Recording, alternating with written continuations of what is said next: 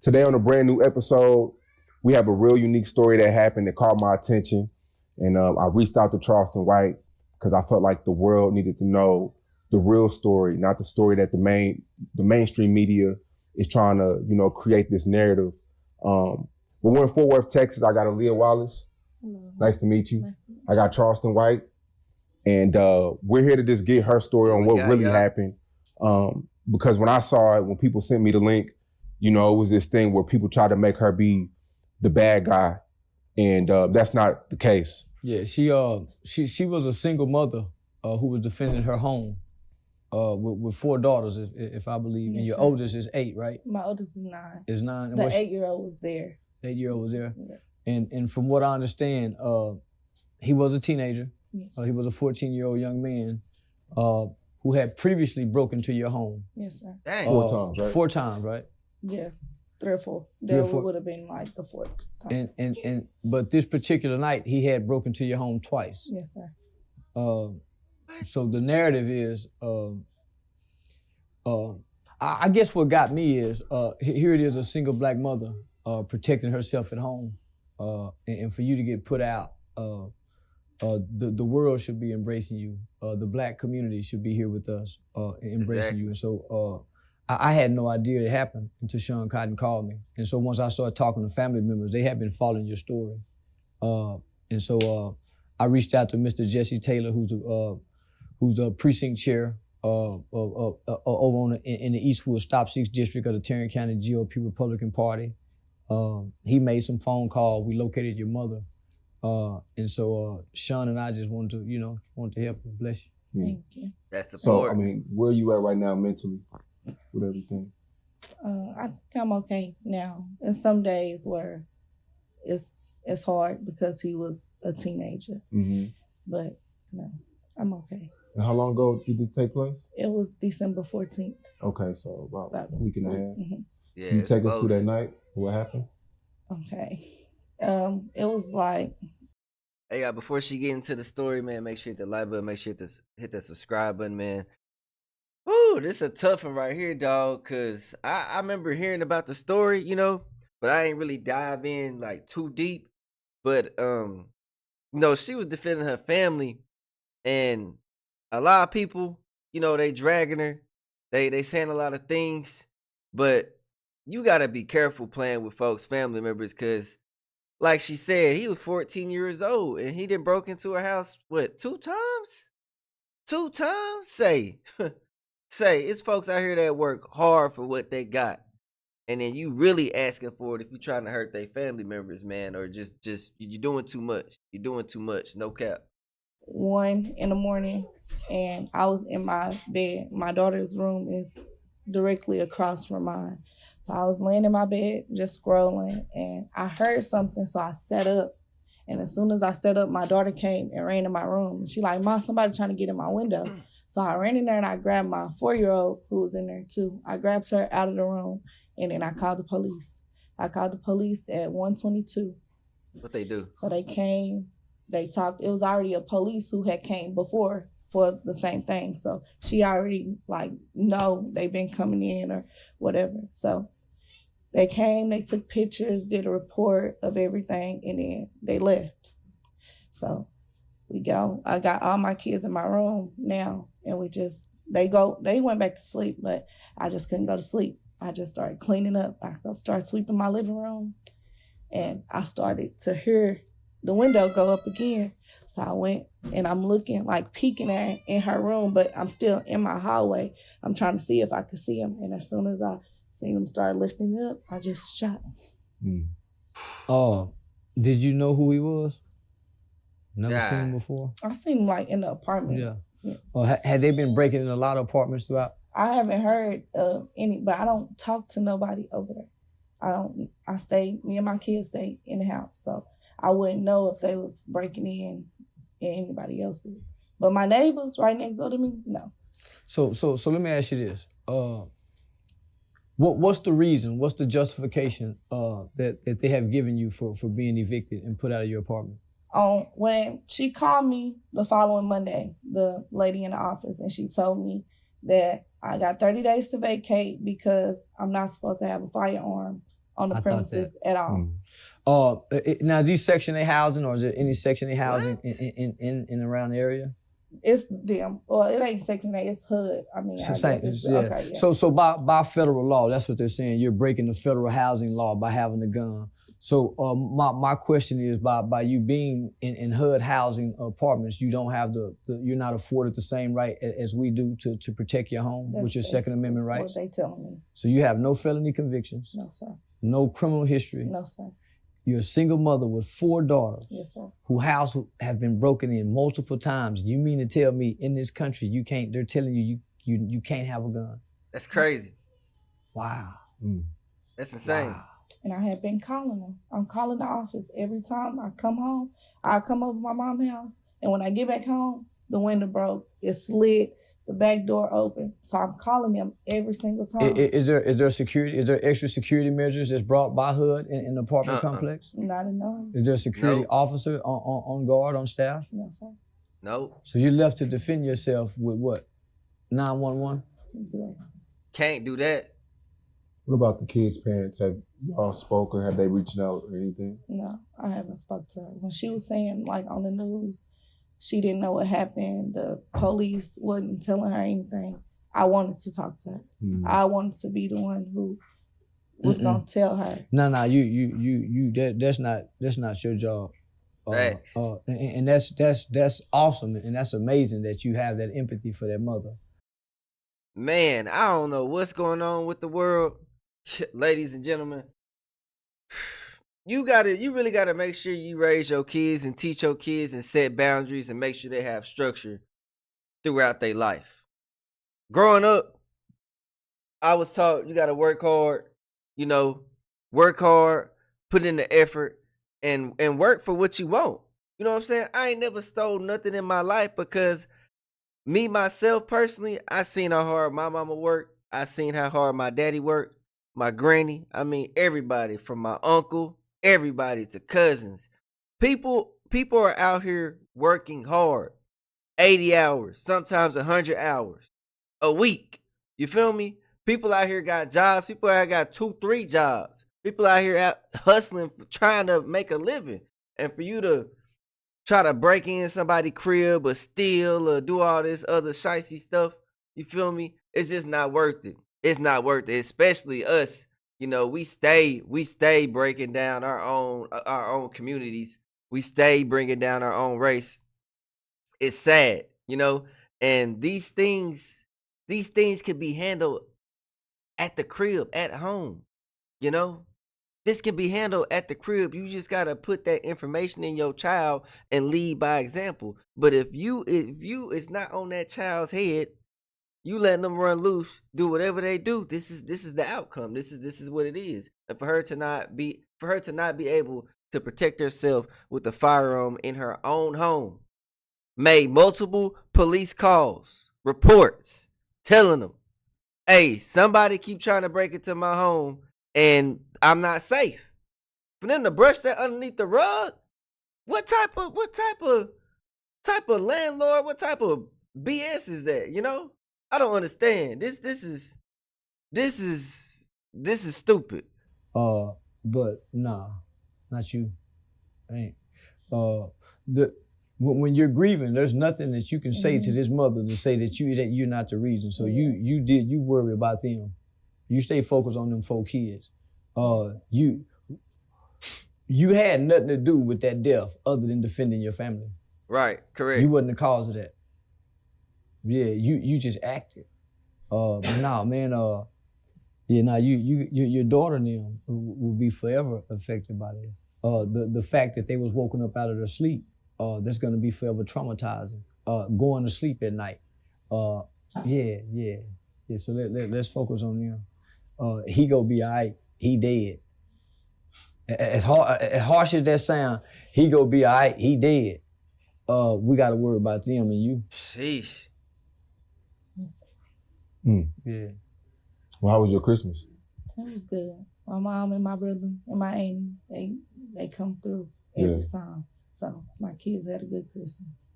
Yeah. Well, Hopefully we can make it better for them. Yeah, hopefully, ain't nothing like waking up in your own home, because they just been abruptly moved out of their home right before Christmas. So ain't nothing like waking up, going, midnight Christmas tree in your house with your mama, and then coming to grandmama and them house. So let's see if we can recreate Christmas for them. Yeah, I would love to put this on my platform. All proceeds from this interview, I want to give it to you and your family. Love to put it on Say Cheese and get that GoFundMe from 41 to 81 or 41 to 141. Yeah. Like that's because when I seen it, I was out shopping and it just touched me. Charleston, he's really he touches so many people as well. So that's really why I want to come here and really just do this.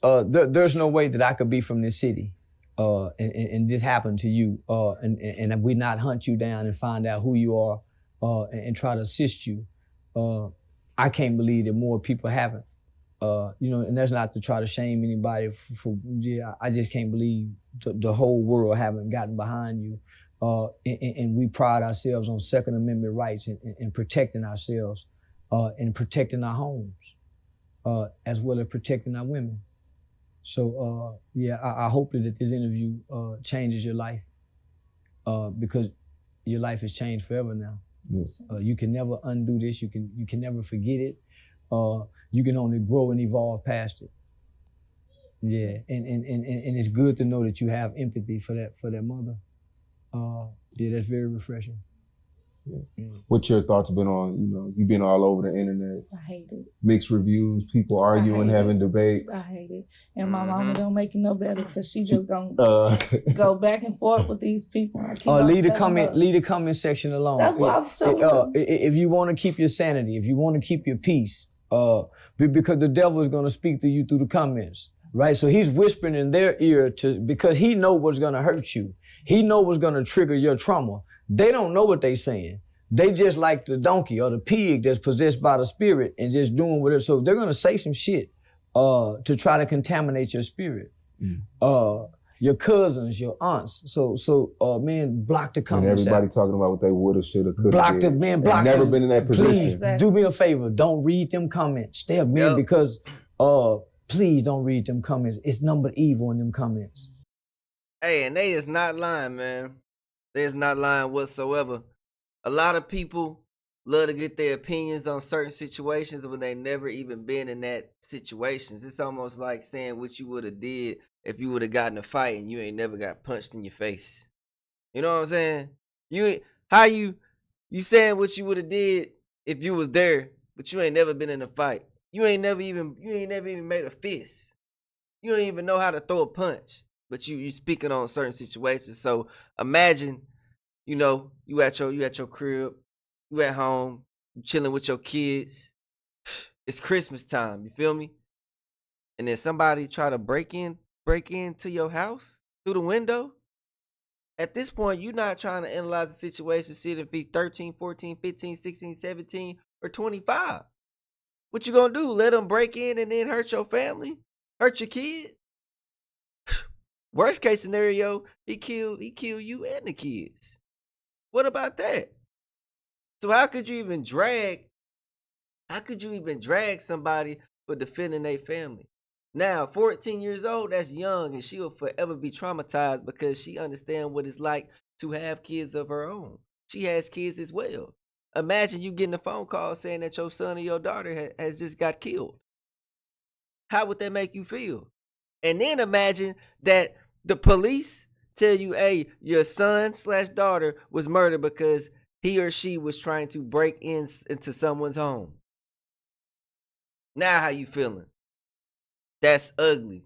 She gonna be forever traumatized, and them kids for sure gonna be traumatized because she just killed a teenager. And guess what? When she killed that teenager, she like, dang, I got kids of my own.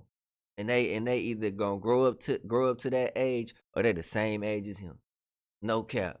And that's ugly. And us as a race, we gotta do better. How you gonna bring down another black woman and she defending her family? It don't make sense. It's making me angry. It's making me angry. Us as men, we gotta protect our women. You know what I'm saying? I don't care all the little extra BS, they may do, whatever. We gotta protect our women, and that's why I want to give a special shout out to Charleston White and Sean Cotton. You know what I'm saying? If you don't know who Sean Cotton is, that's on the left right here. For sticking up. Because some people, they'll kick you when you're down and out. And that's why you gotta, hey, that's why we gotta help each other out, no cap. Man, listen, if you want to see evil, read them comments. Hatred. Yeah. Yeah, so man, you gotta focus on it's a journey, right? You took a life, and that's not natural. So it's dreams that come with this shit. It's nightmares. Your conscience, your the psychology of it's a whole lot. It's a whole lot. And they need your mind to be right. Cause they gonna be waking up in the middle of the night. Yeah. So yeah, they gonna be waking, man. So yeah. Nah, you grew up in Fort Worth? Yes, sir. What high school did you go to? OD-Wide. Oh, okay. So that's like the south? Yeah, like south side, southwest. Yeah, southwest side. So what was it like growing up out here? It's cool. Just regular life? What's your graduating class year? I didn't graduate. I had my baby when I was 15. Oh, okay. What would have been your class graduating? 16. 2016? Okay. So you about 26? 25. I'll be 26 next 25 Okay. years old. So what's your plans and your goals, right? If you can get the financial pressures of life taken off your shoulders, what would you like to do with your life? Get a house, so we ain't gotta worry about this no more. And go back to school. What's your credit like? I ain't never messed with it at all. So You don't it's know. probably no. Yeah, So you gotta- credit. No credit's just as good as bad credit. Yeah, You gotta that's have what they something. tell me. Yeah. Yeah. So when you say go to school, what you want to go to school for? I don't even know. I just want to do something. Man, you're other than- 25, so your brain just developed, right? So when I look at you, I say, okay, the light just came on. So now she's trying to think what she wants to do, but it's hard because the light just came on, right? So if you haven't been nurtured and prepared for when the light come on, it's where we at, right? So now you can start thinking, man, what I really want to do What with you my really life. passionate about. Yeah, you can be a gun rights advocate. You can be a victim rights advocate. You can be you can go rewrite the laws for homeowners association, HUD, housing. You can change the world with what done happened to you. Because I think this can generate a conversation in America for single women. Mm-hmm. You living in a federal housing apartment complex that says you can't protect you and your children. And and this is gonna be a high crime area for the most part. It's gonna be high property crimes, it's gonna be high break-in, it's gonna be sexual assaults, it's gonna be domestic violence, and I can't have a gun here. So you can rewrite some laws, sister. I promise. Yeah, you can change some shit. And I would like to help you in any way we can. Mm-hmm. Thank you. Yes, ma'am. Is there anything you want to say before we go? Because I know you feel misunderstood in a lot of ways. People don't really understand what you're going through. It's just about them babies with me. That was it. That was all that was on my mind right then. So let me get this straight. You didn't have your hair done, so you had on the bandana. Yeah. So we just gonna put that out there. Yeah. She's Let's not a put that- gang. She's not a gang member. No. She's not a gangbanger. She's not one of them. She's not none of that, man. This is a woman that life been turned upside down. Mm-hmm. So she don't know how to get pretty in front of the camera after such a traumatic event. I wasn't even supposed to be on camera. I just wanted to talk to him because I was seeing like the mama wanna know why she ain't in jail. She don't know nothing, and these people like, oh, she should have let him in, and all that kind of. I wanted to talk to him so my side could be out. I ain't know we was gonna do the whole Blow up like that. cause I still ain't never seen his mama. Mm-hmm. I ain't never seen her like her face on the news. So I ain't know she did like an interview. I thought she just talked to him like I wanted to do. Dang, Yeah. she did an But interview? I ain't do nothing to her. I just had it tied up thinking I'm just gonna talk to him. Mm. The media like to catch us in our worst state, not our best. So they Yep. like to put that camera in our face when we're at our worst, not our best. So I get it. So that's why I'm thankful for Sean Cotton for bringing his camera. Because if I didn't learn nothing else from Dick Gregory, before he died, he was teaching people with microphones and cameras that we the media, that these cameras and these microphones, that we're way more powerful than our celebrities with this media because we can rewrite our narratives. We can tell our own narratives. And so that's the whole, that was the whole concept of us wanting to do this. So you can tell your narrative and can't nobody else write it for you. How old are your kids? I have a 9-year-old, 8-year-old, 4-year-old, and 2-year-old. Okay. All girls. All girls. Wow. Dang, all I just told girls. my girl I want all girls. No, I want a son. So Mean bad. household crazy? I want yes, they got their picks. So my oldest two got their own favorite little two. That's how it be. There's a lot of questions I got, but I'm not gonna ask because I know some fathers out there, and they seen what was going on. So if nothing else, I challenge the father or the fathers to allow this situation to make them want to reconnect with their children. So whatever they got to hash out with you, man, they need some protection around here. You got 4 girls, but man, come on, daddy, uncles, cousins. Yeah, they got the uncle. They dad in jail. Okay, That's So what shout out to uncle for Yes, for sure. But we always hear it takes a village. That's where the village come in at. Yeah, that's where the village come in at. And you can't make me believe if we didn't petition and rally behind you, that they wouldn't take that eviction off your record. Exactly. Because it's on your record. It's on your record. So, and it's almost like hearing all this. She got 4 girls. Section 8. They don't want anybody with a firearm on the premises. That's ugly. No police escorts. No armed guards. It's almost like, and then it's it's gonna be in a high crime area. The villains, the felons, they don't care. They don't care if you can't have a gun in your home. And most of them probably know that you can't have a strap in that Section 8, or depending on where you at. But they gonna have that shit. They gonna have everything that they don't supposed to have.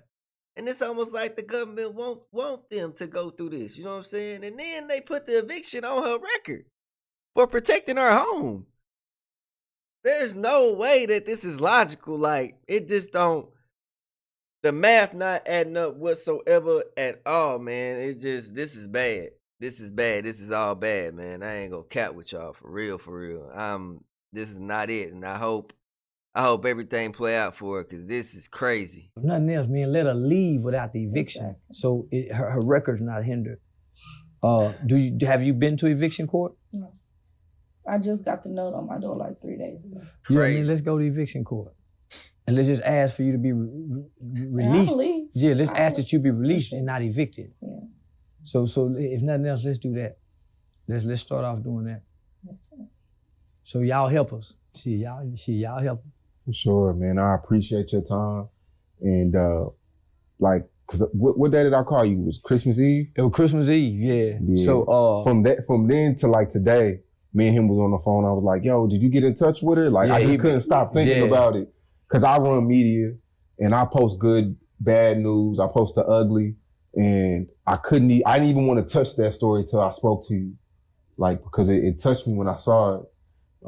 So I just appreciate y'all letting me in y'all home and we getting the real story. And like I said, I don't want nothing from this. Like, all proceeds from this interview is going straight to you. So Thank you.